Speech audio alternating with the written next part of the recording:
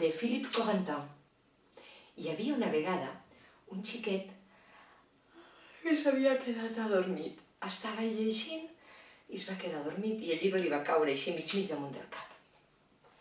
Al cap d'una estona, de sobte, se va despertar només una miqueta, perquè va notar com si alguna cosa se bellugués just al seu costat, al llit.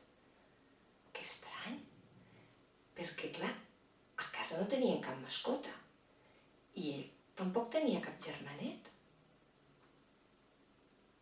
Qui podia estar al seu llit?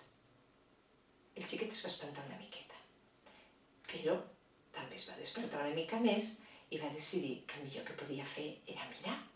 I així ho va fer, a poquet, en molt de compte. I quan ho va veure sí que es va espantar de veritat, perquè just al seu costat hi havia un monstre de color verd. Bé, un monstre de color verd sí era, però també cal que diguem que era petit, com el xiquet, si fa o no fa, i peludet, i que també feia cara d'estar molt espantat.